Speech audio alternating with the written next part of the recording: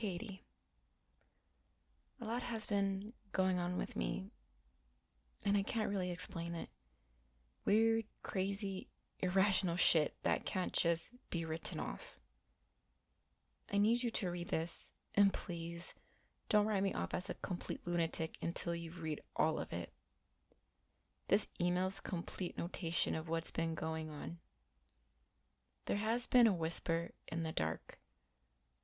Okay, maybe a whisper was too specific, but I knew that there has been a sound. And upon waking in my bed, my first lucid thought has been that someone was whispering in the darkness of my room. I lay wide-eyed and motionless for a few heart-pounding seconds, barely breathing, as I waited to see, or rather hear, if the sound came again. Nothing. Finally, allowing air to enter my lungs again, I glanced around my dark bedroom, willing my eyes to quickly adjust to the dark. It took a few more moments for that to happen, but upon seeing nothing of concern, I mentally chastised it myself for being foolish. Adults aren't scared of the dark. Living alone was no excuse to panic over any little bump in the night. And anyways, if there was an intruder in my home, why the fuck would they be whispering in my bedroom?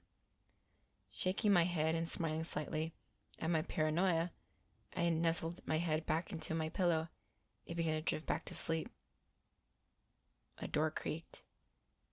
This time, upon wakening, I was nearly certain that I just indeed heard a noise from somewhere in my room. I again lay motionless, barely breathing, waiting for a follow-up noise. A person to burst into my room. Something.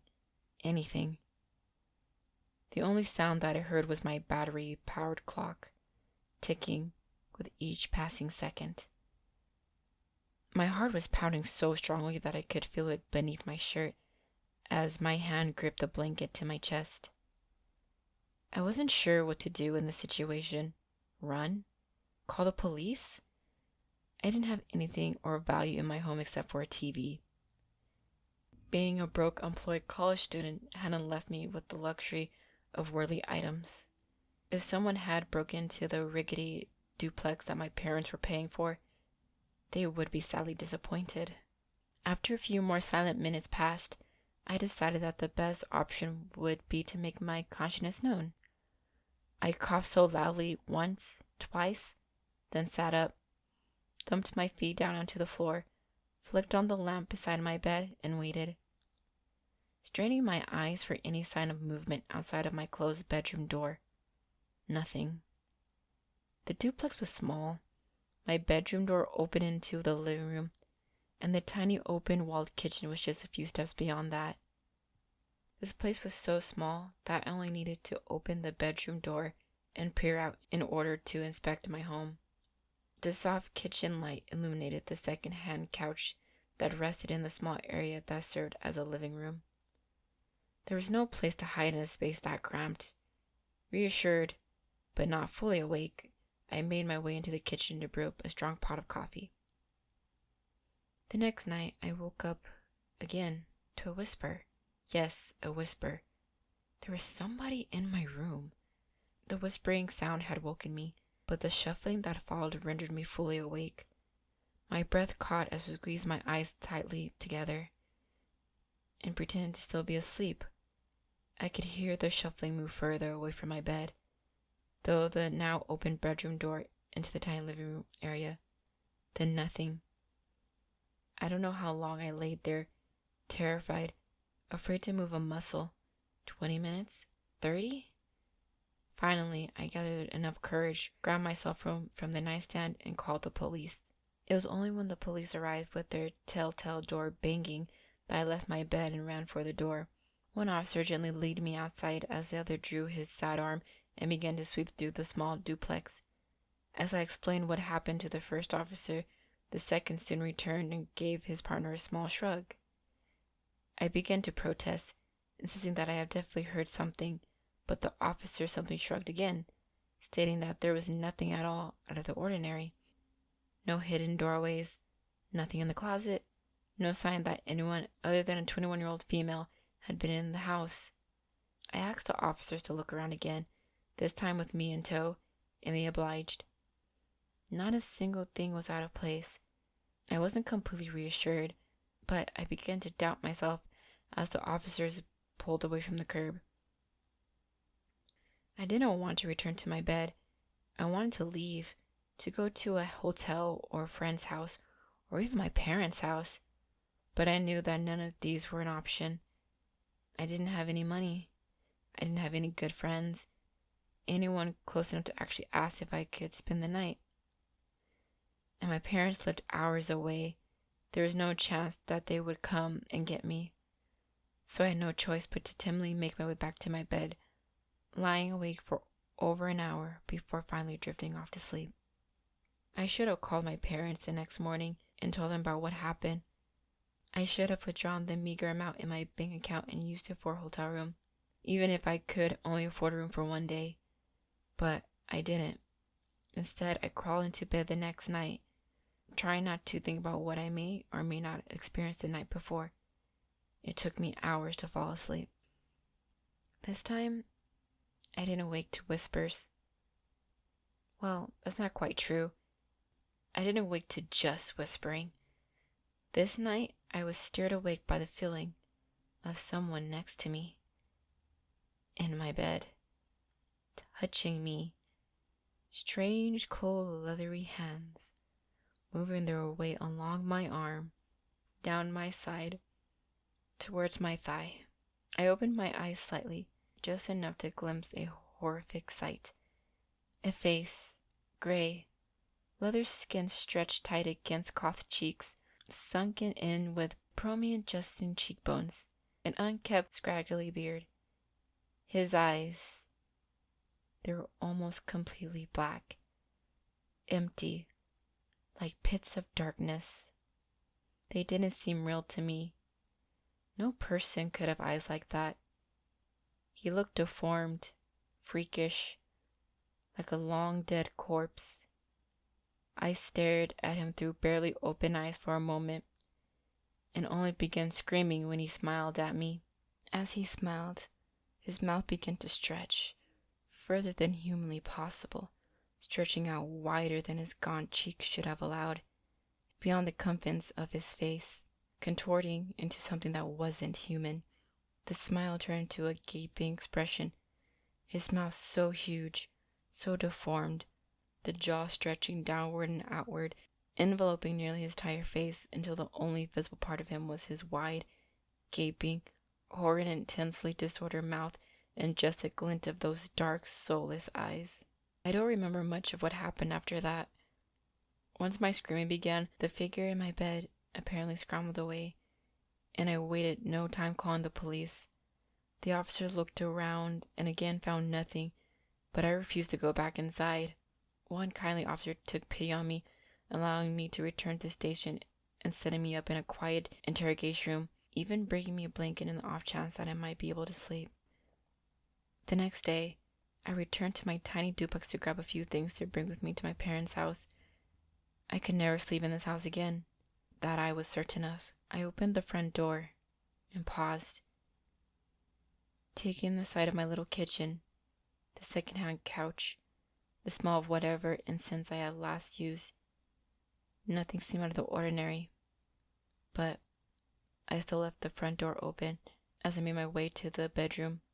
I glanced around the room timidly before moving quickly, going to the closet and grabbing clothes, throwing them into a large handbag, making from the bathroom counter, a few books from the bookshelf.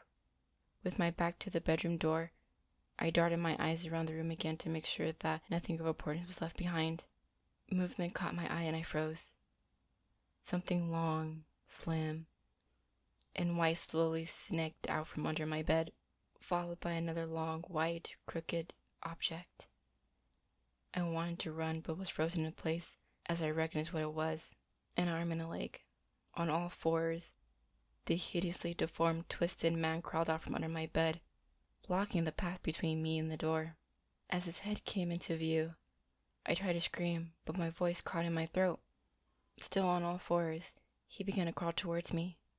His limbs bent in awkward angles, and his face, no, his mouth, jaw disjointed and stretched, whitened and more elongated than humanly possible, gaping at me, tongue lolling out, dripping saliva across my floor, limbs bent and twisted in odd directions as he scrambled towards me, the horrifying features of his body and face freezing me in my tracks.